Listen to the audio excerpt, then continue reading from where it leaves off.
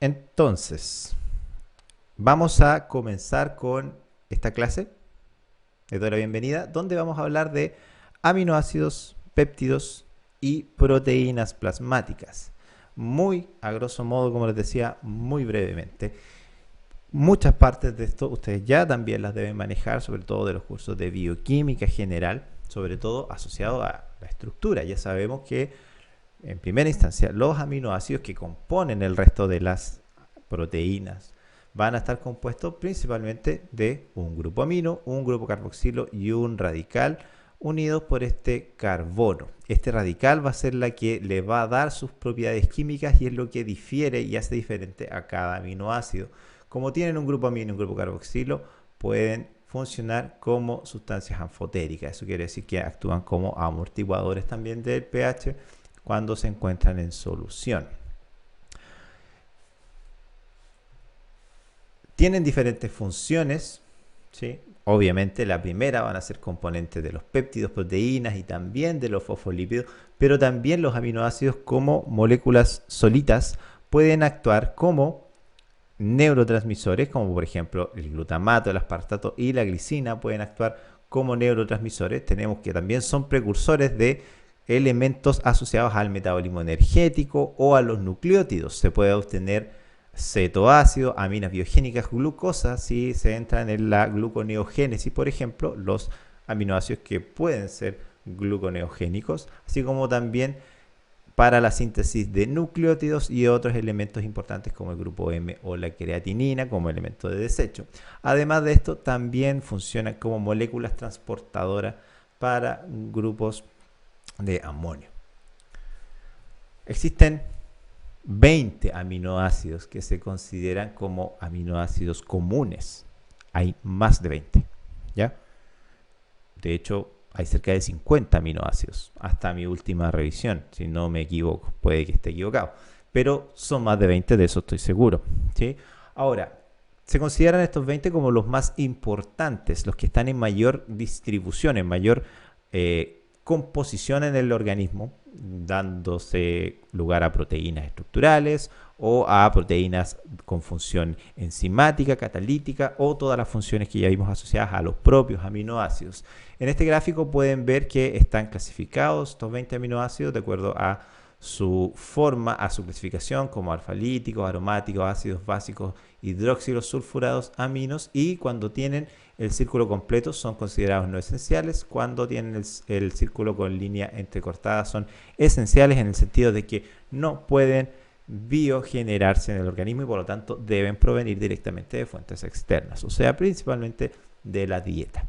Existen otros aminoácidos, como les decía, yo simplemente aquí les voy a mostrar algunos de estos considerados aminoácidos raros. Tenemos la ornitina, que es un análogo de la lisina y que es importante en el ciclo de la urea.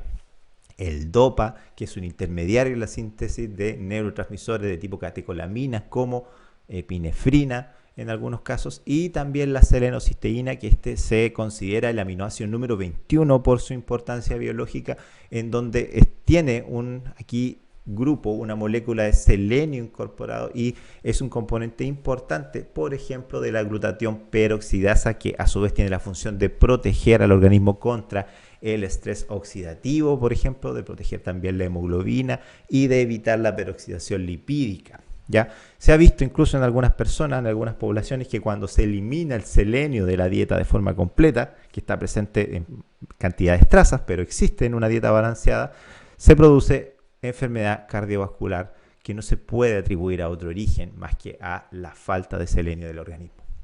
Además, cuando los aminoácidos se decarboxilan, o sea, pierden su grupo carboxílico, se habla de aminas y hay varias aminas que tienen función biológica y se les denomina aminas biogénicas. Tenemos varios ejemplos como la etanolamina, la cisteamina y la gamalanina, la dopamina, la serotonina, que ya sabemos que funcionan como neurotransmisores y con otras funciones. El metabolismo de los aminoácidos pueden servir como andamios para construir muchos otros elementos, hormonas, nucleótidos, lípidos, moléculas de señalización, intermediarios metabólicos, etcétera. Todos estos que juegan o pueden jugar un rol, por ejemplo, lo que se está mostrando aquí es la producción de energía. No voy a entrar en detalle en esto porque esto lo que hace en el fondo es mostrar la gluconeogénesis derivado de grupos aminos más oxoglutarato para poder obtener finalmente glucosa y o piruvato, que puede entrar ya sea al ciclo de los ácidos tricarboxílicos o ir a la producción de cuerpos cetónicos o lípidos. O sea, estos aminoácidos pueden contribuir activamente también al metabolismo energético. Esto ocurre principalmente en el hígado. Hablando de la estructura de las proteínas, como sabrán, reconocemos 4 niveles, desde una estructura primaria hasta una estructura cuaternaria, donde la estructura primaria es la secuencia aminoácidica y su orden específico, ¿sí? Aquí podemos introducir el concepto de MER. Un MER corresponde a una unidad de algo, cualquier cosa. No se utiliza tanto, pero por si la encuentran alguna vez, por ejemplo, esta cadena que está compuesta de alanina, glicina, tirosina y cisteína tendría una composición de 4 MER de aminoácidos. O sea, está compuesto por 4 unidades, ¿sí? Y justamente eso es lo que es la estructura primaria, la secuencia en su orden específico, obviamente en su orden específico, porque esto va a determinar la naturaleza del resto de las estructuras, como la estructura secundaria, que ya tiene que ver con la organización en el espacio de esta cadena polipeptídica, ¿no es cierto?, en base a su capacidad de generar diferentes tipos de enlaces entre esta misma cadena. Además, pueden ser periódicos cuando los ángulos son planos y se repiten, y aperiódica cuando no se repiten. Tenemos, por ejemplo, las periódicas, la hélice alfa, la hoja plegada o hoja beta plegada, la hélice de colágeno y el giro beta. Todas estas corresponden a secuencias periódicas. La estructura terciaria ya va a corresponder a una disposición, podríamos decir, tridimensional en el espacio. La anterior era bidimensional, ¿no es cierto? Cómo se pliega bidimensionalmente una estructura en un mismo plano, pero ya cuando empieza a formar otro tipo de uniones entre los diferentes grupos o estas diferentes microestructuras generadas de la estructura secundaria, ya comienza a aparecer el concepto de la estructura terciaria, que va a ser la conformación que toma esa molécula y que le va a dar estabilidad a la misma. ¿Por qué toma esa conformación? Por la generación de diferentes tipos de enlaces, generalmente uniones de tipo débil, entre diferentes porciones de una misma cadena de aminoácidos, que pueden ser de tipo puentes disulfuro, fuerzas de Van der Waals, puentes de hidrógeno, etc. Todas uniones débiles y que van a dar origen a proteínas globulares o proteínas fibrosas. Generalmente las proteínas globulares están compuestas mayormente por segmentos de dominio alfa hélice, mientras que las hojas betas están mayormente compuestas por, las proteínas fibrosas están mayormente compuestas por hojas betas plegadas y otros dominios. Ahora, no quiere decir que sean exclusivos, sino que su composición principal va a ser de este tipo. La estructura cuaternaria ya tiene que ver con la unión de diferentes subunidades proteicas. Aquí es cuando tenemos ya varias cadenas polipeptídicas, 2 o más, que confluyen en una sola macromolécula funcional. Caso más clásico, la cadena la molécula de hemoglobina, que está compuesta de 4 subunidades o cadenas, 2 cadenas alfa, 2 cadenas beta, que conforman la molécula de hemoglobina normal. Aquí es importante que estas subunidades proteicas pueden tener un origen génico parecido o no. ¿Qué quiere decir esto? Que pueden provenir incluso de un mismo gen, de un gen que puede estar siendo reordenado de una forma especial a través de un proceso que se denomina splicing alternativo, o pueden estar con orígenes genéticos diferentes. Puede ser que se generen en diferentes genes, pero que la funcionalidad requiera que después se ensamblen en una única molécula. Las proteínas totales que a nosotros más nos van a interesar medir son las proteínas totales del plasma, que tiene proteínas de varios tipos. Vamos a reconocer en forma general 3 tipos. Vamos a tener la albúmina, las otras globulinas y el fibrógeno, dando estos valores de referencia que pueden estar entre los 6.3 a 8.3, algunos hablan de 6.2 a 6.4 en el límite de bajo, otros de 8 o incluso de 7.9 hasta 8,4 más menos en el rango superior. Ahora, entendiendo que los valores de referencia, como siempre hago la aclaración, van a ser dependientes de la técnica, del equipo en el que se realicen las mediciones y por sobre todo de la población en la cual se esté estudiando el determinado parámetro. Por eso que esto que veis aquí son solamente líneas generales. Se pueden encontrar diferencias pequeñas que toman estas consideraciones que menciono en diferentes textos. Las funciones de las proteínas plasmáticas las podemos también diferenciar o dividir en varios grupos. Tenemos que poseen una función importante en el transporte, transferrina, por ejemplo, en el transporte de hierro, el retinol en el transporte de la vitamina A, por ejemplo, la albúmina, que es un transportador muy versátil, desde transporte de agua, drogas y otras moléculas también es capaz de transportar la albúmina, que funciona de hecho casi como dentro de sus funciones de transporte, un bus, podríamos decir, universal, que sirve para muchas moléculas, para que se transporten muchas moléculas, sobre todo aquellas que no pueden solubilizarse de forma directa en el agua, o sea que son hidrófobas.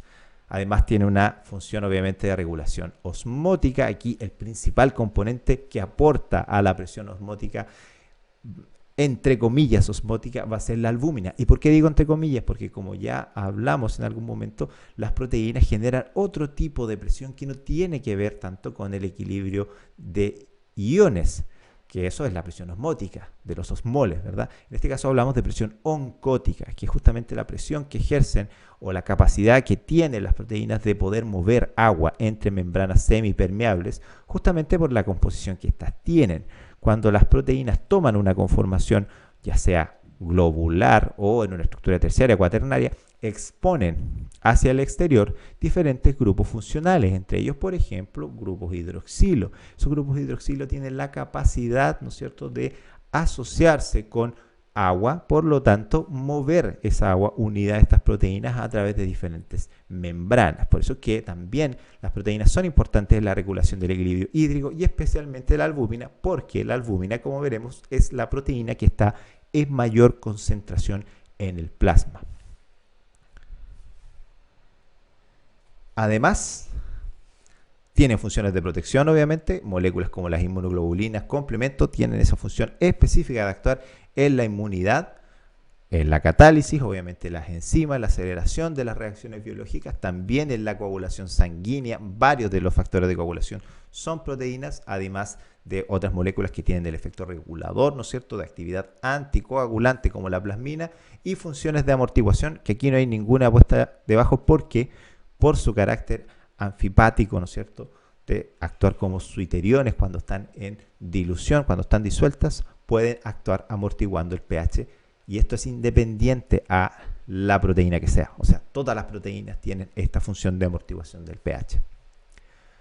Aquí están agrupadas, no voy a leer esto completo, sí darles simplemente algunas pequeñas referencias, que la albúmina, por ejemplo, tiene algunas características asociadas. Vamos a tener dentro del grupo de las albúminas la transtiterrina y la albúmina propiamente tal, que son moléculas bastante grandes y que tienen funciones variadas, sobre todo asociadas al transporte. Fíjense que la transtirretina, ¿sí?, tiene la función de transportar hormonas tiroideas, mientras que la albúmina tiene una función osmótica, de transporte de elementos tanto como el agua, de drogas, de elementos que pueden resultar tóxicos como la bilirrubina, etc. Las globulinas, tenemos varias antitripsinas, las globulinas de tipo alfa 1, antitripsina, protrombina, la glicoproteína ácida, también de las alfa 2 globulinas como la célula plasmina, beta globulinas, componentes algunas de las lipoproteínas como por ejemplo los LDL, y las gamma globulinas, que son las globulinas que tienen función de protección asociadas a la inmunidad humoral, a la inmunidad secundaria o a la generación de anticuerpos, que es lo mismo. O sea, este grupo corresponde justamente a los anticuerpos que están circulando en el plasma. Las proteínas más abundantes, obviamente, vamos a tener en primera instancia la albúmina. Fíjense, está en una proporción gigante si la llevamos a miligramos por litro, 35.000 a 52.000 miligramos por litro. ¿Qué quiere decir esto? Aproximadamente una concentración de 3.5 a 5.2 gramos por decilitro o 35 a 52 gramos por litro. ¿Ya? La siguiente, fíjense, en un orden mucho más pequeño, entre 0.7 a 1.6 gramos por decilitro. O sea, estamos hablando de un orden de magnitud casi 5 veces menor. Y así, fíjense, hay muchas otras que están en proporciones muchísimo menores, pero que van a estar ahí circulando y teniendo una función determinada. ¿Por qué es importante la albúmina acá? La albúmina, imagínense ustedes que cuando quieren medir proteínas específicas hay algunos problemas. Sobre todo cuando utilizamos técnicas proteómicas. Las técnicas proteómicas, a diferencia de las técnicas de medición simple de proteínas que están determinadas a medir todas las proteínas o a medir una o dos proteínas, las técnicas proteómicas están destinadas al análisis de todas las proteínas que se pueda o una gran mayoría de las proteínas circulantes en el plasma. El problema está en que la albúmina es demasiado abundante, por lo que hace como un efecto de opacar la presencia del resto. Por eso es que cuando se hacen técnicas proteómicas es importante eliminar primero la albúmina y después determinar el resto de las proteínas. Esto es igual cuando prendemos la luz de día, ¿sí? Cuando prendemos la luz de día y hay luz solar, casi no percibimos la luz artificial porque la luz del sol es tan fuerte, tan potente, que la otra casi no se nota. Pero cuando sacamos la luz solar, o sea, de noche prendemos una luz artificial, se nota inmediatamente el efecto. Aquí ocurre lo mismo, la albúmina funciona como eso, como una luz muy brillante, como la luz solar que opaca el resto de las proteínas que están presentes en el plasma y por lo tanto es más fácil retirar esa porción de albúmina para poder medir el resto de las proteínas. Hay más, ya yo solamente aquí estoy listando hasta el número 20. Van a tener funciones específicas, obviamente, cada una de estas dependiendo del tipo de proteína que sea.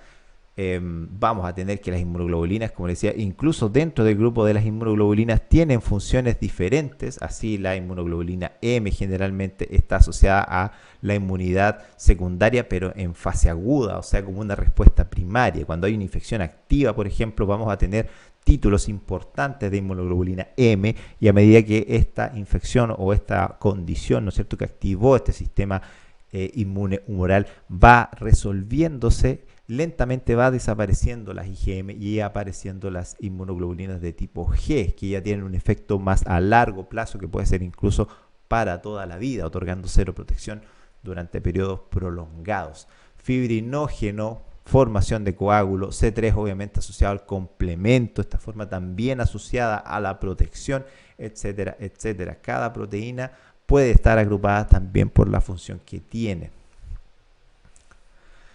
Algunas propiedades de las proteínas divididas según grupos.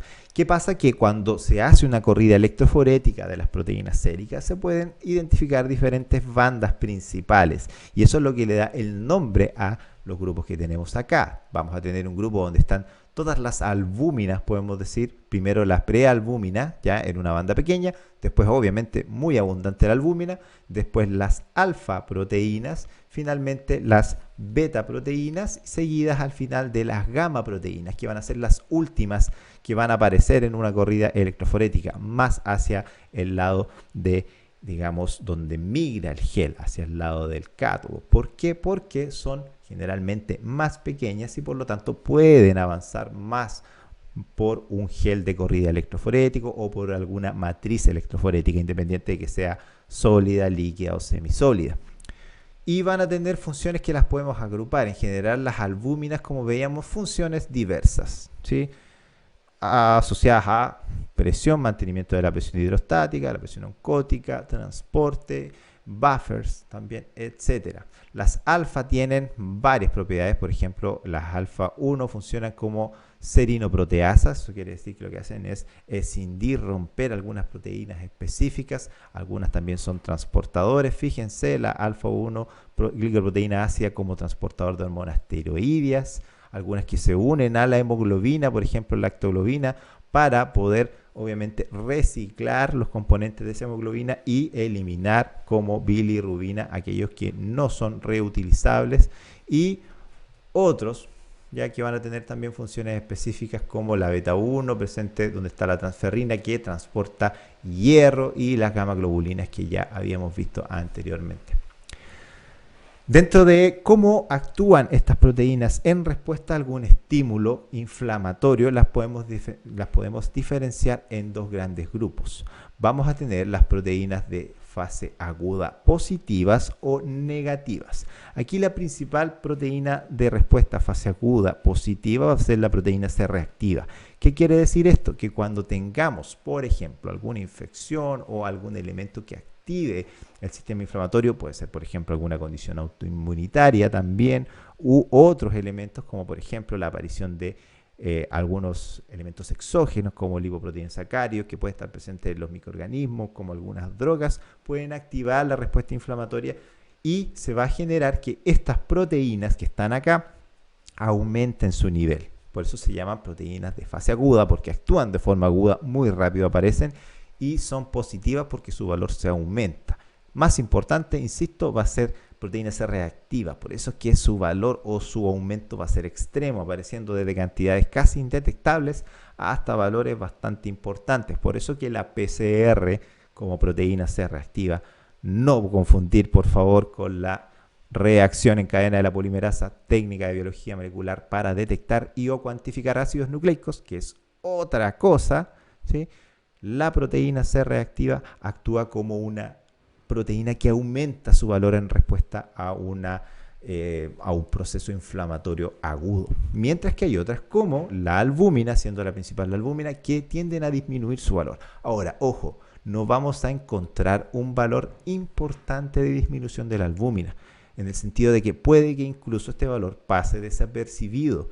Por eso es que no se utilizan tanto para medir inflamación, para medir, ¿no es cierto?, esta activación de los procesos inflamatorios, las proteínas de respuesta negativa, sino que se usa la de respuesta positiva, donde la reina y señora es la proteína C reactiva, P minúscula, C mayúscula, R minúscula, si la quieren abreviar. Si están hablando de la reacción en cadena de la polimerasa, todas en mayúscula. Y esa es la forma de diferenciarlas cuando están escritas, ¿sí? Para evitar los errores que se han visto comunicacionalmente bastantes asociados hoy en día a la técnica de reacción en cadena de la polimerasa, que también vamos a conversar de eso en un futuro. Hablando ahora de estas proteínas o estas zonas proteicas específicas, vamos a hablar primero de la prealbúmina. La prealbúmina que electroforéticamente migra primero antes que la albúmina en la electroforesis, que tiene varias funciones, entre esas el transporte de las hormonas tiroideas T3 y T4. Se puede unir también a la proteína ligante del retinol para poder transportar este complejo asociado a la vitamina A. Disminuye en daño hepático, por lo tanto podemos sacar por conclusión de que se genera a nivel hepático. Y aquí va a ser importante, la mayoría de las enfermedades que cursan con insuficiencia, con daño hepático variable, vamos a ver una disminución de las proteínas que se generan a nivel del hígado. ¿Cuáles van a ser las más importantes? Albúmina y prealbúmina, así como también proteínas asociadas a factores de la coagulación. Por eso es que se utilizan tanto al momento de evaluar al paciente, por ejemplo, que está sufriendo un daño crónico al hígado en el caso de una cirrosis, por ejemplo, ¿ya? Porque son elementos sencillos de valorar en el laboratorio. La medición de albúmina es bastante sencilla. Tiempo de protrombina, bastante sencillo también de realizar por el laboratorio de hemostasia en hematología, por lo tanto, sencillas, útiles de realizar y nos dan una buena idea de la función de síntesis hepática. Acuérdense que el hígado tiene varias funciones y esas dos pruebas nos hablan de la función de síntesis. Además de esto, tiene una vida media de más o menos 2 días y puede aumentar en tratamientos con esteroides, casos de alcoholismo y en la falla renal crónica. La albúmina, por otra parte, es una proteína bastante pequeña también, que tiene una síntesis hepática compuesta por 585 aminoácidos en una tasa de 9 a 12 gramos por día de forma constante. ¿Por qué de forma constante? Porque no se almacena. Toda la que se produce se va a la circulación y funciona durante el tiempo que tenga que funcionar, o sea, más o menos un periodo de un día, 2 días. Por lo tanto, no se almacena. La cantidad extravascular es 30% mayor a la plasmática, pero su concentración es menor. ¿Cómo dirán ustedes? Bueno, porque el volumen es menor. El volumen extravascular es menor. Por lo tanto, perdón, el volumen es mayor, el volumen que está en el líquido extracelular. Por lo tanto, podemos tener más proteína, más albúmina en este caso, pero está diluida en un volumen mayor, por lo tanto su concentración va a ser más pequeña. Si vemos ahora las cantidades netas, ¿sí? Obviamente la cantidad va a ser mayor en el líquido extravascular. Responsable casi el 80% de la presión osmótica coloidal, coloideosmótica u osmótica, como quieran llamarla, del fluido intravascular. Funciona también como amortiguador del pH, proteína reactante negativa de fase aguda, además de que se une a varias sustancias de la sangre, siendo capaz de transportarlas. Se une al agua, a drogas, se une a diferentes moléculas, hormonas esteroidales también, por su forma lipídica, no pueden circular libremente en el agua, por lo tanto se unen a la albúmina para poder moverse de un sitio a otro. La albúmina además posee 4 diferentes sitios de unión a diferentes sustancias que, fíjense, están expresados en esta parte, que puede unirse en sitios específicos a ciertas drogas, por ejemplo, sobre todo algunas drogas que están representadas acá. ¿Ya? Fíjense, aquí tenemos algunas conocidas como el ibuprofeno, que se une a este dominio 2A2BFA6, por ejemplo. Transporta, como les decía, varias hormonas, además de hierro, ácidos grasos y también, si se recuerdan, transporta a la bilirrubina no conjugada directo hacia el hígado para que se produzca su conjugación y eliminación en este órgano por la vía biliar.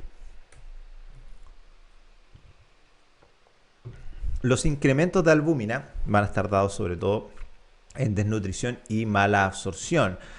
También en casos de enfermedad hepática, que puede dar lugar a síntesis disminuida a nivel del hígado. En el caso de la enteropatía perdedora de proteínas, o sea, cuando se pierden proteínas por vía gástrica, gastrointestinal, puede ser asociada a diarreas, ¿no es cierto?, fugas de fluidos, etcétera, con inflamación. En enfermedad inflamatoria crónica del intestino se pueden dar casos de enteropatía perdedora de proteínas.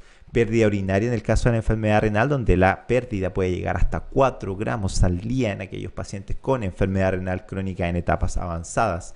Pérdidas por la piel en ausencia de la barrera de esta. Por ejemplo, en las quemaduras. En las quemaduras se producen estas ampollas. Esas ampollas tienen líquido y por presión oncótica, recuerden que donde hay líquido corporal va a haber albúmina. Por eso que en esos casos, cuando hay quemaduras también, podemos tener una diferencia ya de las proteínas. De hecho, creo que esto está mal. Estos son disminuciones de la albúmina, ¿sí? Así que corregimos aquí, debe decir disminuciones, no incrementos, porque todas estas pierden.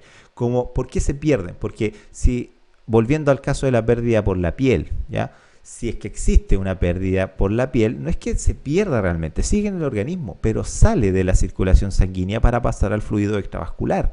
Por lo tanto, al momento de medirla, nosotros la vamos a medir como una disminución de la albúmina disponible para realizar sus funciones. Por lo tanto, lo vamos a ver como un descenso en la concentración de esta proteína. En casos de hipotiroidismo también, dilución por exceso, o sea, cuando se administra demasiada solución intravenosa o hay demasiada ingesta de líquido, también se tiende a diluir la albúmina. No baja su cantidad, sí se diluye, porque aumentamos el volumen de líquido en el cual está disuelta. En estados patológicos agudos, mutaciones que pueden alcanzar también en algunos casos a generar grados de analbuminemia o bisalbuminemia. ¿Qué quiere decir esto?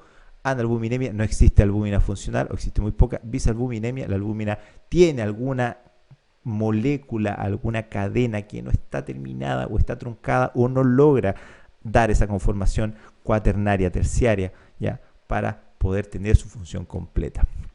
En casos de hemodilución, por ejemplo, hay una redistribución donde aumenta la permeabilidad capilar, o sea, aumentando la albúmina intersticial o disminuyendo el aclaramiento linfático. Ahora, en el caso de la enfermedad hepática existe un aumento de las globulinas que se produce, por ejemplo, en la cirrosis temprana, que equilibra la pérdida de albúmina para dar una concentración total de las proteínas más o menos dentro de los límites aceptables.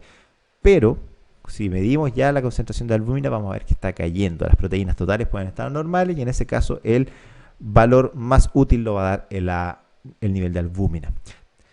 Además, podemos encontrar niveles altos, incrementos, ahora sí, incrementos de albúmina, pero son clínicamente raros y poco importantes. El probablemente incremento que tiene más importancia clínica a nivel de la albúmina y de las proteínas en general va a ser la deshidratación o después de una infusión con albúmina. Hay algunos casos donde se utiliza terapia de albúmina, sobre todo como expansor, ¿no es cierto?, por la capacidad que tiene la albúmina de movilizar agua. Cuando hay sobreexposición, sobreingesta o no sobreingesta, sino que sobreinyección de esta albúmina, también vamos a encontrar obviamente casos de elevaciones, pero desde el punto de vista no, digamos, no de un tratamiento no iatrogénico, vamos a ver que el principal aumento va a ser asociado a un menor volumen sanguíneo, o sea, una deshidratación. Otras proteínas plasmáticas como la alfa-1 antitripsina, sintetizada hepáticamente, cuya función es actuar inhibiendo la proteasa elastasa de los neutrófilos, la cual ayuda a combatir infecciones, pero puede ayudar a inflamar por destrucción medida los alveolos, por lo tanto tiene que estar en un equilibrio estrecho. Sus formas anormales pueden ser producto de mutaciones en el gen SERPINA1 y se pueden acumular en el hígado causando también cirrosis. Vamos a encontrar aumentos cuando tengamos reacciones inflamatorias en el embarazo y con el uso de anticonceptivos orales. Niveles anormales también se pueden detectar por su banda electroforética, que vamos a hablar un poquito de la electroforesis de proteínas enseguida. La alfa-1 lipoproteínas ayudan al transporte de colesterol y otras vitaminas liposolubles o vitaminas también que son en el fondo basadas en la estructura del colesterol, van a aumentar en hiperlipemia y disminuyen también en la enfermedad hepática. Son también metabolizadas a nivel hepático, por lo tanto tienden a disminuir en la enfermedad hepática, aunque en algunos casos hay un aumento. Ojo ahí, porque aquí lo que disminuye es la parte proteica, ¿sí? Puede que en algunos casos veamos un aumento en las lipoproteínas, justamente por esta incapacidad que tiene el hígado de procesar esas lipoproteínas. Pero podemos ver disminución de la cantidad proteica de esa apolipoproteína. La alfa-1 glicoproteína, que está en compuestos formados por proteína y polisacáridos, que están en tejidos y secreciones y que cumplen varias funciones también. Protrombina, alguna debe ser conocida, esta es para ustedes, ya que se conoce como el factor 2 de la coagulación, de las vías clásicas de la coagulación, para convertir trombina en el factor quinto. Disminuye con enfermedades hepáticas. Otras proteínas, como la proteína fijadora de hormonas tiroides, que también ustedes deben conocerla, que transporta T3 y T4 en la sangre, aumenta durante el embarazo o con el consumo de anticonceptivos orales, disminuye en casos de nefrosis, o sea, de pérdida inflamatoria, por ejemplo, de los nefrones, o con tratamientos con metiltestosterona. Alfa-2 macroglobulina inhibe proteasas como tripsina, plasmina y calicreínas. Puede aumentar en el síndrome nefrótico, enfisema, diabetes, síndrome de Down. Disminuye con la artritis reumatoide, el mieloma. Siguiendo con las proteínas plasmáticas, tenemos la aptoglobina, que fija la hemoglobina para, en el fondo, poder reutilizar el hierro en el organismo. Aumenta en inflamación, algunos cánceres, enfermedad de Hodgkin, infarto también. Y disminuye con la enfermedad hepática, anemia hemolítica y la anemia megaloblástica. La aptoglobina también se utiliza bastante para poder conocer cómo está el metabolismo del hierro y sus elementos asociados. La ceruloplasmina, que es una proteína fijadora del cobre, cuando este está libre es tóxico, ¿sí?, por su estado de carga, y como es un metal, ¿no es cierto?, puede fijarse a los tejidos y acumularse. Por lo tanto, la ceruloplasmina ayuda a movilizarlo. Puede verse disminuido en la enfermedad de Wilson con un aumento en el embarazo con el uso de anticonceptivos. La alfa-2 lipoproteína, creo que la habíamos visto, no lo sé, bueno, está ahí. La eritropoyetina, también una hormona esencial para estimular la eritropoiesis, que va a aumentar en la anemia y en la hipoxia como mecanismo compensatorio. De hecho, recuérdense, la eritropoyetina está considerada como doping, como trampa para los atletas, ya que estimula la producción de glóbulos rojos, mejorando el estado aeróbico, lo que puede dar una ventaja significativa de la capacidad de oxigenación pulmonar, generando ventajas deportivas importantes. Puede disminuir en enfermedad renal, enfermedades autoinmunes. Transferrina, que también deben conocerla bastante, el estudio del metabolismo del hierro, porque lo transporta y también tiene un origen hepático. Si su estructura se modifica, puede perder su heterogeneidad, o sea, puede perder su característica de poder unirse a diferentes cosas, generando diversas isoformas que pueden estar divididas en 3 tipos.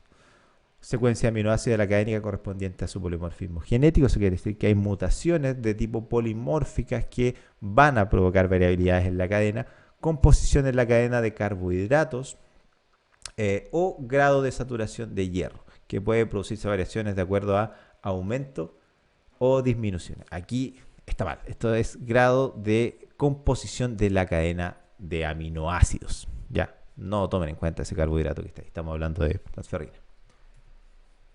Las beta-lipoproteínas presentes sobre todo en las lipoproteínas, ¿no es cierto? C3 y C4, que son elementos del complemento, y otros como las inactivadores de la esterasa C1, que inhiben la actividad de algunas proteínas del complemento también. Hemopexina, como proteína sérica específica transportadora del grupo hemo, que va a aumentar en algunas neoplasias, infarto, enfermedad de Hodgkin, disminuye también con anemias y enfermedad hepática.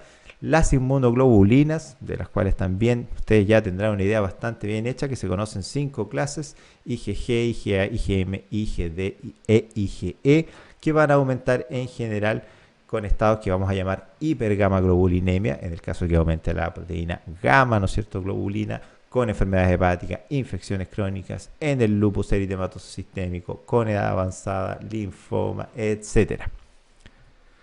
Y finalmente la transtiterrina, que transporta la vitamina A ligada al retinol, también a las hormonas tiroideas, y que es producida en el hígado. Cuando esta proteína está mutada puede dar lugar a la amiloidosis familiar, pero también pueden haber otras mutaciones que pueden cambiar, que pueden mutar a esta proteína y que migra con un patrón electroforético similar a la prealbúmina en la electroforesis de proteína. Pasando ahora rápidamente a los métodos de determinación, vamos a tener que los métodos de determinación se van a clasificar en primera instancia de acuerdo a qué actividad de las proteínas o qué características de las proteínas pueden atacar. Por eso podemos tener algunos que van a valerse de la propiedad de la solubilidad diferencial de las proteínas. Las proteínas se van a ver afectadas, ¿no es cierto?, en su estabilidad por varios factores como el pH, la fuerza iónica, la temperatura, la constante dieléctrica, la concentración de hidrogeniones, etc. ¿Ya? Por lo tanto, se puede utilizar esas propiedades o el cambio de esas propiedades para poder medirlas, entre comillas. Por ejemplo, aquí entran 2 técnicas que se llaman salting in, salting out, que lo que hacen es, mediante la agregación de sales, se cambia el equilibrio iónico de la solución en la cual están estables las proteínas, totalmente disueltas, ¿no es cierto?, para, con este aumento de la capacidad iónica por este aumento de iones de sales, liberar las capas de solvatación que tienen las proteínas asociadas justamente a estos grupos que exponen y con los cuales pueden unirse a proteínas y por eso estar disueltas. Entonces las capas de solvatación se liberan de la proteína, se van a, obviamente, atacar a estos metales de esa sal que se colocó en el líquido. Por lo tanto, las proteínas ya no se encuentran con esas capas de solvatación, no están en un estado de disolución estable y en estos casos lo parecido trata de juntarse con lo parecido. Las proteínas se agrupan entre ellas generando un proceso de precipitación. O sea, se agregan primero y posteriormente, como se agregan y generan elementos más pesados que ya no están disueltos en agua porque no tienen sus capas de solvatación externa, tienden a decantar. Por lo tanto, proceso químico involucrado, químico entre comillas, ¿no es cierto? Porque sacamos una molécula moléculas de agua desde esta proteína para en el fondo aislarla y que puedan confluir. Por eso es una precipitación y no solamente una sedimentación. Al momento de separarlas podemos retomar esas proteínas, ¿no es cierto?, volver a solubilizarlas con diferentes soluciones y medirlas directamente. De acuerdo a su tamaño molecular, y aquí tenemos varias, la electroforesis va a ser la más utilizada, pero también puede utilizarse la diálisis, la ultrafiltración, cromatografía y la ultracentrifugación. Además, por masa molecular se puede usar sobre todo lo que es espectrometría de masas asociada a MALDI o ESI, que son diferentes formas de incluir una muestra en un espectrómetro de masas. Tipo MALDI, vamos a utilizar un láser, ¿no es cierto?, lanzamos un rayo de láser a esta molécula que queremos medir, que puede tener un contenido proteico determinado. Al impactar ese rayo que tiene una energía considerable, va a romper, a generar varios fragmentos de esa molécula entre los cuales van a estar sus componentes proteicos, los cuales a su vez son pasados por un tubo de vacío que es acelerado por diferentes campos electromagnéticos, generando lo que se reconoce como un tiempo de vuelo. Aquellas moléculas más complejas demoran más en ir desde un extremo al otro de este tubo de vuelo, por lo tanto se considera que son más complejas y más pesadas. Y a su vez, dependiendo del tiempo que demoren, se pueden identificar y además se puede calcular en qué cantidad se encuentran. Por lo tanto, me sirven para medir elementos que son multiproteicos, que tienen varios tipos diferentes de proteínas y los puedo medir todos del mismo tiempo.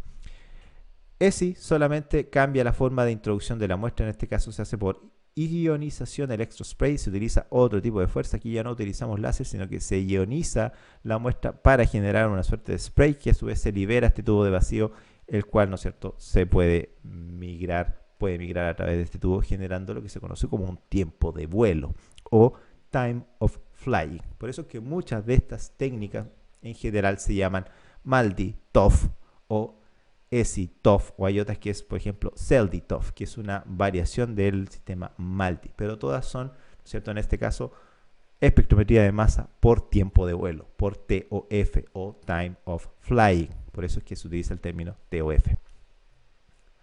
También se pueden separar o diferenciarse por su carga eléctrica a través de la electroforesis, también el isoelectroenfoque, la cromatografía de intercambio iónico, debido a su capacidad de adsorción, no de absorción, sino que de adsorción, de poder unirse a ciertas superficies, como en la cromatografía de interacción hidrófoba y en la cromatografía de fase inversa, así como también por su afinidad cromatográfica, o sea, por técnicas de cromatografía también se pueden separar.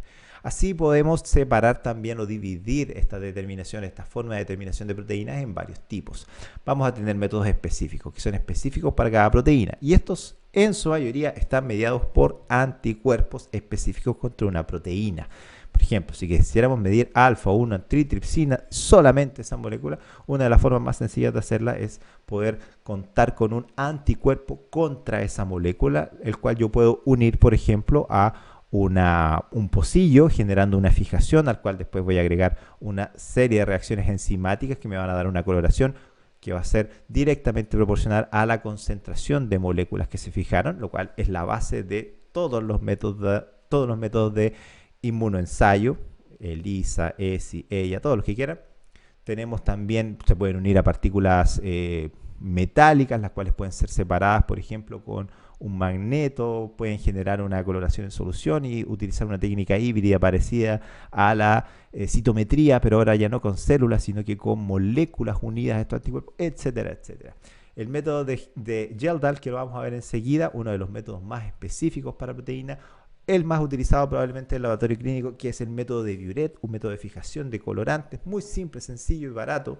Algunos métodos ópticos directos que se basan principalmente en la absorción de energía radiante en zonas ultravioleta, y otros métodos de fijación de colorante, como por ejemplo la técnica más utilizada para medición de albúmina, que es el verde bromocresol, es también un método de fijación de colorante. Y hay otros como el método de Lowry, que es una derivación del método de Folin-Sicalto, que está diseñado para medir componentes de tipo que tienen capacidad de retirar elementos asociados a especies reactivas de oxígeno, pero que se puede utilizar también para medir proteínas, y otros como refractometría y turbidimetría y nefelometría. Hablando del método de Geldahl, se basa en la conversión del nitrógeno proteico al ion amonio por calentamiento a altas temperaturas con ácido sulfúrico o ácido tricloroacético o túnstico en presencia de un catalizador. Por lo tanto, aquí ya sabemos que tenemos una complejidad, que es llevar esto a altas temperaturas. Posteriormente se mide el ion amonio por alcalinización, destilación y titulación por el reactivo de Nessler. Después se estima que las proteínas contienen un 16% de nitrógeno, por lo cual se multiplica, en este caso, el producto del nitrógeno por 6.25, y con eso se puede calcular. Pero se producen errores cuando la composición de aminoácidos es inusual. Además, poco usado en el laboratorio fíjense la dificultad que tiene, es muy complejo, muy difícil de automatizar, por lo tanto se reconoce que es la técnica de referencia que se utiliza para, por ejemplo, generar valores de referencia que después se validan con la técnica de Biuret, que es mucho más sencilla y mucho más barata, como les decía, y por eso es la que más ha penetrado en el laboratorio clínico. En este caso, se utiliza, ¿no es cierto?, en un medio alcalino y en presencia de iones de cobre, la formación de un complejo de este cobre con los enlaces peptídicos que tienen cada una de las proteínas, generando este complejo que se denomina Biulet, que es un quelato que da un color violeta. Esta es la técnica recomendada por la IFSC para, ¿no es cierto?, medir proteínas totales en el laboratorio clínico en fluidos biológicos diversos, a excepción de la orina, por su sensibilidad no tan buena para medir proteínas por debajo de los 2 gramos por decilitro. Además tiene otros elementos como el tartrato doble de sodio y potasio, que evita la precipitación del cobre, que es un problema en los reactivos que se pueden almacenar durante mucho tiempo. Y esto se mide a 540 nanómetros, pero no es capaz de detectar aminoácidos simples, solamente algunos y desde dipéptidos hacia arriba.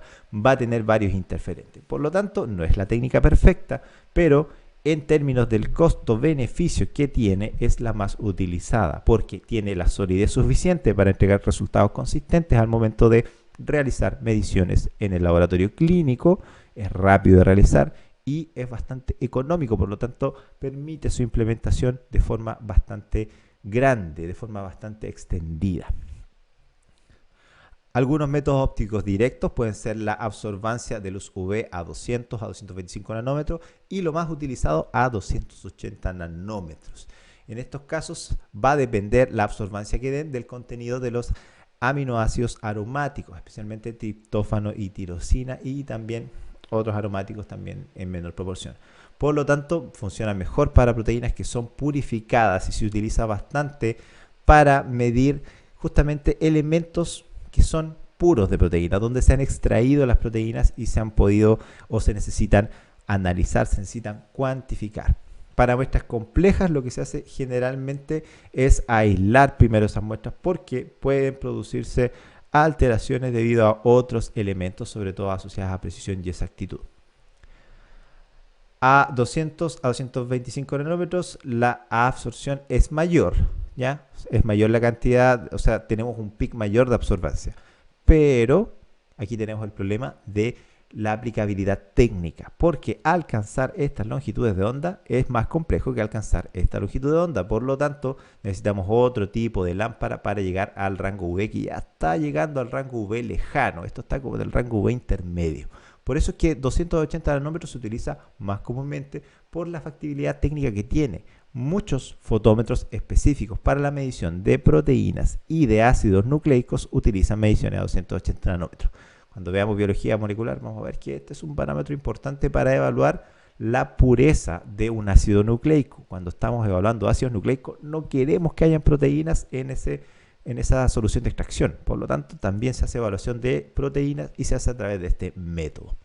Algunos compuestos como la urea también pueden producir interferencias por sus picos de absorción debajo de los 220 nanómetros y por eso es que se prefiere también el de 280. Y en este caso también puede requerir la eliminación de los elementos de bajo peso molecular.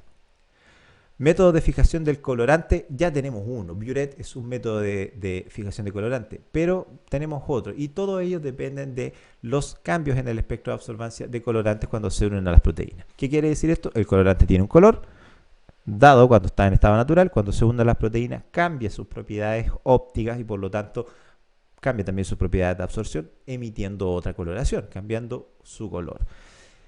Y pueden tener afinidades variables. En estos casos la calibración puede ser compleja cuando hay mezcla de muchas proteínas, ¿sí? Que pueden no tener una relación muy parecida a cómo actúan estas en suero o plasma. Dentro de las más conocidas, como les decía, es la de medición de albúmina por verde bromocresol, pero hay otras también como el método de comasí azul brillante, en el cual también tiene una predilección por sobre albúmina o transferrina y solo el 60% de las inmunoglobulinas van a dar una respuesta equivalente a estas moléculas, pero son bastante sensibles. Hay otras también como el rojo de pirogalol que se utiliza bastante para medir proteínas que tienen baja concentración, por ejemplo, en líquidos biológicos como orina, como el líquido cefalorraquídeo, por su buena sensibilidad técnica que tienen, o sea, por su baja límite de detección finalmente. El método de Lowry, que es método de Forensic-Caltó para proteínas, que tiene un límite de detección 100 veces menor que el de Viewred, por lo tanto se utiliza principalmente para soluciones que tienen una muy baja concentración de proteínas y se basa en la reducción de ácidos al azul de tungsteno y azul de molibdeno por cobre, generando un complejo con los péptidos por residuos de tirosina y triptófano, o sea, con aminoácidos aromáticos midiendo su absorbancia a 650 a 750 nanómetros. Pueden tener reactividad variable en las proteínas, sobre todo asociado al componente de tirosina y triptófano. Si las proteínas tienen poca concentración o poca cantidad de estos aminoácidos en su estructura, obviamente el método de Lowry no va a ser tan eficiente. Algunos compuestos de bajo peso molecular como triptófano, tirosina libre, drogas como salicilatos y otros como las sulfas también puede dar interferencias positivas y se pueden utilizar principalmente en análisis de fluidos con concentraciones bajas como orina, pero ojo, aquí hay que tener también en consideración los compuestos fenólicos que pueden estar presentes acá, ya que al ser una técnica de Forensic-Caltó finalmente que está diseñada para medir compuestos fenólicos, puede haber también ahí alguna interacción. La reflectometría, esta es la que se utiliza principalmente en la medición de la tira de orina para proteínas, en donde se utiliza una capacidad de reflejar la luz de una determinada muestra que está empapada en una determinada almohadilla, por ejemplo, que tiene un reactivo. Se utiliza para estimar rápidamente proteínas en concentraciones altas, aunque tiene una exactitud que cae con proteínas por debajo de los 3.5 gramos por decilitro o 35 gramos por litro, donde las sales y otros compuestos de bajo peso molecular pueden ayudar, ¿no es cierto?, a aumentar este índice de refracción, y donde más se utiliza es para medir proteínas totales en la tira reactiva. Ya, de hecho, todos los componentes de la tira reactiva de orina para el análisis químico de orina se basan en una medición reflectométrica cuando se hace automatizado. Acuérdense que la tira la podemos hacer inspección visual de esta, comparando con la cartilla de colores que viene para cada almohadilla de la tira reactiva, o esto se puede pasar a un equipo que finalmente es un reflectómetro, que lo que hace es que envía un rayo de luz que es detectado cuando éste se refleja, pudiendo determinar cuál es la cantidad o concentración relativa o absoluta que existe de ese elemento en esa determinada almohadilla. Los métodos turbidimétricos y nefelométricos se basan en el concepto de turbidez que se genera en las muestras cuando éstas pierden su solubilidad y pueden estar asociados, ¿no es cierto?, a la turbidimetría, que es cuando se mide en el fondo la cantidad de luz que se absorbe, o lo mismo que es que la cantidad de luz que llega a un detector después de pasar por una muestra, asociado a la pérdida de luz principalmente por absorción y dispersión. Se puede medir en cualquier espectrofotómetro UV visible, y la nefelometría, que es el mismo principio, pero que esta vez tiene que ver con la luz que se dispersa en un ángulo de 90 grados respecto a la fuente. O sea, así. Esto es turbidimetría. Tenemos una fuente de luz, un monocromador que puede llegar a pasar por la muestra y vemos en el fondo en el detector cuánta luz se perdió. O sea, la absorbancia o densidad óptica que tiene esta muestra debido a la luz que se absorbió o se dispersó en cualquier ángulo. Pero cuando hablamos de nefelometría es básicamente lo mismo, con la diferencia de que solamente medimos la luz que se dispersa en un ángulo de, fíjense, 90 grados, con respecto obviamente a la fuente de luz. Así podemos utilizar como agentes para inducir la turbidez agregantes como el ácido tricloracético, el sulfosalicílico, que combinados generan, por ejemplo, la técnica denominada técnica de Exton, que se utiliza para la medición semicuantitativa de proteína y que usa una mezcla de estos dos ácidos, de TCA y de ácido sulfosalicílico, para poder, ¿no es cierto?, generar una turbidez relativa de estas proteínas y poder estimarlas. Además, van a depender principalmente estos métodos de la suspensión, que la suspensión que se forme sea uniforme, o sea, que las proteínas estén de manera uniforme para que éstas puedan dispersar de forma correcta la luz que está incidiendo. Generalmente, la albúmina y las globulinas dan diferentes reactividades en los métodos de precipitación. Por lo tanto, se utilizan de manera, para al menos lo que es medir proteínas desde el punto de vista clínico, hoy en día ya no tan fuerte. ¿Sí? Existen otros métodos, por ejemplo, la proteinuria en orina, obviamente, se puede medir por métodos turbidimétricos, pero también se puede medir por fijación de colorantes, por ejemplo, con el método de rojo de pirogalol. Para proteínas específicas en orina, principalmente albúmina, podemos utilizar la técnica asociada a la microalbuminuria, o sea, la medición inmunológica con un anticuerpo específico contra inmunoglobulina, contra la albúmina. La electroforesis se produce una separación en base a carga y complejidad, ¿sí? Y la carga y la complejidad va a ser una función muchas veces del tamaño de la proteína. Y esta separación se produce en un medio, ya en una determinada superficie, mediante la cual se hace pasar una corriente eléctrica, ¿ya? O sea, se coloca aquí un cátodo, un ánodo, y como la mayor cantidad de proteínas expresa una carga negativa hacia el exterior, esas cargas negativas obviamente van a migrar hacia positivo. Mientras mayor sea esa cantidad de cargas y mayor su complejidad, más pueden migrar también, generando un proteinograma. Fíjense, aquí está el ánodo, el cátodo, y las proteínas van migrando. Aquí tenemos que podemos encontrar este patrón electroforético. Si nosotros hiciéramos esto, ¿no es cierto?, lo que nos va a dar finalmente es un patrón de bandas, que si está más concentrada, por ejemplo, una banda nos va a dar un pico mayor, ya que esto después se analiza por densitometría. O sea, se saca una foto finalmente de esto, se hace un cambio de colores para que quede solamente en escala de grises y se realiza cuánto es la intensidad o la densidad de cada una de esas bandas. Entonces, tenemos aquí dos conceptos. El primero va a ser la separación, donde vamos a tener varios grupos bien determinados, que son los que van a aparecer después acá, separados como las albúminas, las proteínas alfa, beta y las globulinas en último lugar. Y dependiendo de qué tan intenso, qué tan denso sea esa banda, vamos a tener lo que se expresa en el eje Y, o sea, la absorción de la luz cuando yo hago pasar una mayor densidad. Así nos va a dar que, por ejemplo, este es un patrón normal, con una mayor predominancia de albúmina, ¿no es cierto?, y cantidades relativamente similares del resto de las proteínas.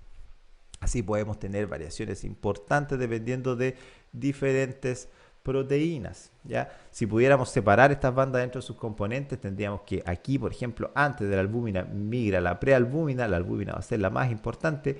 Aquí tenemos contribución de varias alfa proteínas, tenemos las alfa lipoproteínas, la alfa 1 antitripsina, por ejemplo acá, otras globulinas, y dentro ya de la globulina aquí principalmente la inmunoglobulina G, siendo la que más presenta concentración. Y fíjense que también el ancho de este espacio nos dice cuál es la variabilidad de tamaño que tiene también. Por lo tanto, fíjense, la albúmina no varía tanto en su tamaño, tiene un tamaño más o menos específico, pero las globulinas pueden tener tamaños o complejidades moleculares mucho más diversas. Fibrina, fíjense que también está aquí en esta banda de las gamma globulinas. Se puede estar ahí confundiendo también con IgG. ¿Qué nos dice esto y en qué nos ayuda? Que en ciertos estados patológicos vamos a tener variación de este proteinograma, como lo que vemos acá. Fíjense, tenemos un patrón normal. Cuando tenemos una respuesta inmediata, van a aumentar las proteínas alfa 2. Cuando tenemos un patrón de respuesta ya un poco más tardío, como acuérdense que la albúmina funciona como proteína negativa de fase aguda, tiende a caer con elevación de las alfa proteínas. ¿Y qué hay aquí en las alfa proteínas? La proteína se reactiva, por eso es que se produce este incremento tanto en fase aguda como ya en fase de resolución. Fíjense que igual está aumentado, pero no tanto como en la fase de respuesta inmediata. Y ya en la fase más tardía comienzan a aumentar las gamma globulinas, sobre todo si esto está mediado por una inflamación secundaria a una infección, por ejemplo. Caso de hipogamaglobulinemia, casi indetectable las gamma globulinas.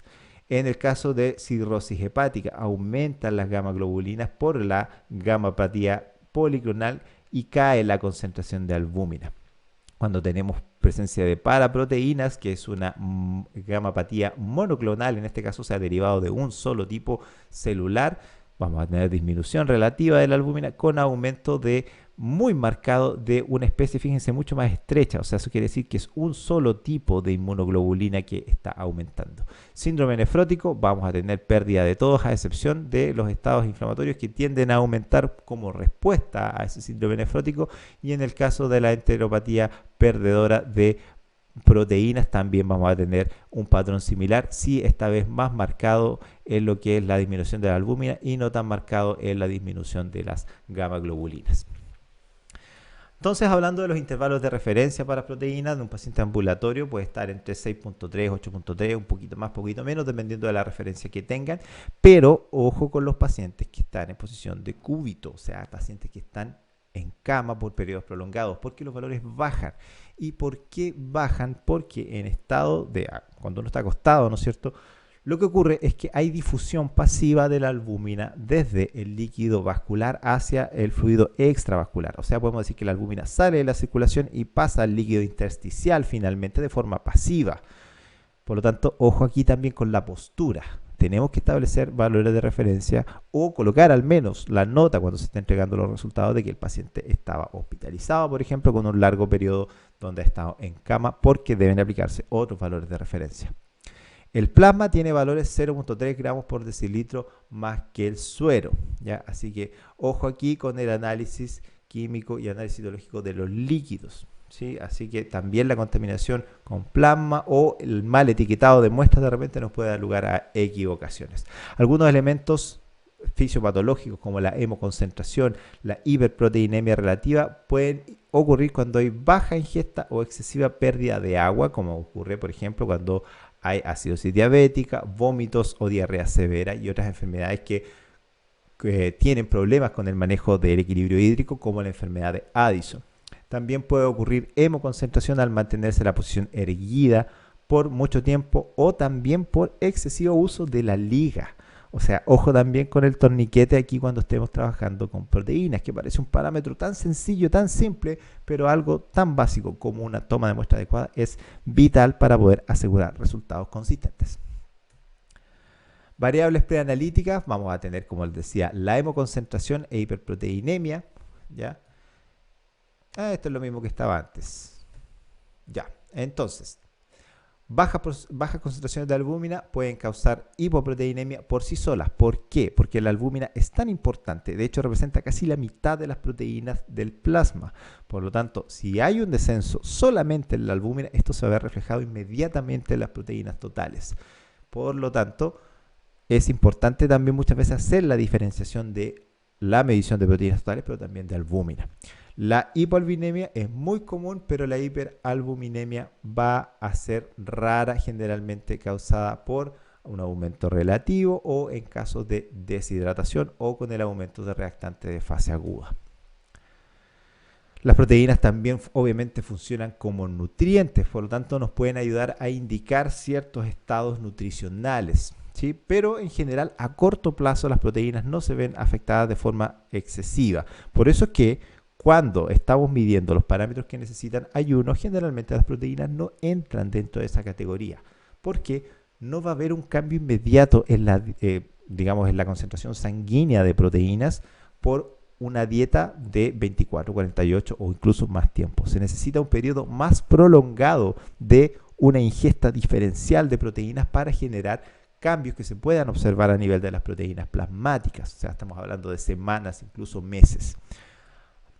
Ahora, importante también que como hay un efecto inflamatorio relacionado con el decaimiento de las proteínas transportadoras, la separación del estado inflamatorio de la malnutrición puede ser un problema a menos que estemos midiendo PCR. Y por eso es que PCR hoy en día está tan extendida. De hecho, parámetros básicos para ver cualquier grado de inflamación, el que sea desde una enfermedad autoinmune como el lupus hasta una infección por un virus respiratorio común, invernal, por ejemplo, va a ser PCR con hemograma, ¿sí? Es como la base para evaluar estas enfermedades o estas condiciones que cursan con elementos inflamatorios.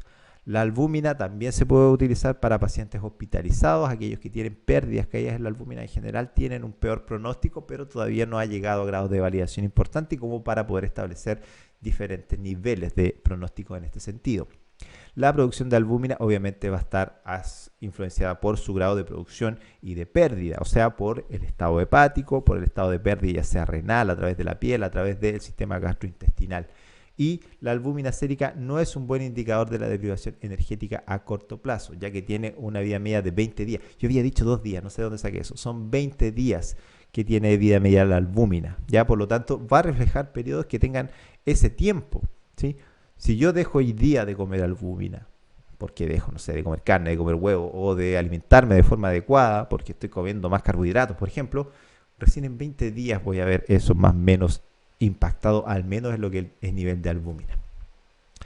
Pero sí la podemos utilizar en algunos casos de desnutrición. Por ejemplo, hay 2 tipos de desnutrición clásica. Una que se llama de tipo kwashiorkor, que es este caso, que es el típico caso de una persona que no aparece como tan delgada, pero que fíjense, tiene en este caso aumento de la masa abdominal asociado a aumento de la masa hepática, o sea, una hipertrofia hepática, ya que la ingesta calórica es normal, está dentro de lo necesario en un día, pero hay baja ingesta de proteínas. ¿Qué quiere decir eso? Que hay una mayor ingesta de carbohidratos por sobre proteínas, generando estados mentales alterados, abdomen hinchado, dermatosis, pérdida del apetito y las características hepáticas asociadas a la insulinoresistencia muy seguida, como puede ser la esteatosis, que puede dar lugar a un hígado graso, a una enfermedad de hígado graso no alcohólico, que puede también confluir en una cirrosis finalmente, o sea, con una pérdida de la función del hígado. Esto es bastante importante mantener, por eso mismo, una concentración, una ingesta de proteínas más o menos adecuada. Se fijan que aquí, lamentablemente, son 2 poblaciones, esto los 2 está tomado en África, lamentablemente, y en este caso hay alimentación, pero es alimentación con carbohidratos. ¿Por qué? Porque en estos países generalmente los planes de emergencia o de ayuda, tanto de esos propios países como de países extranjeros, van en orden de asegurar la alimentación, pero no de muchas veces de asegurar la calidad de esa alimentación. Entonces, ¿qué es lo que envían? Arroz. Y el arroz es casi solo carbohidratos, por eso es que se puede generar también este tipo de desnutrición.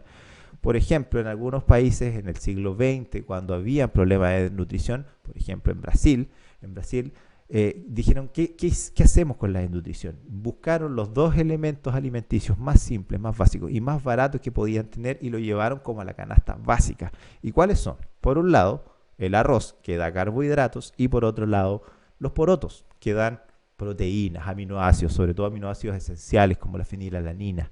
Por lo tanto, cubrían el rango de una manera muy sencilla de requerimientos tanto proteicos como de carbohidratos. Por eso es que en Brasil es tan común el comer arroz con frijol, arroz con porotos. De hecho, lo comen todos los días, en todas las comidas, incluso en la mañana. ¿Sí? Y es la base fundamental también de su plato típico, que es la feijoada, que es básicamente porotos negros con arroz y carne.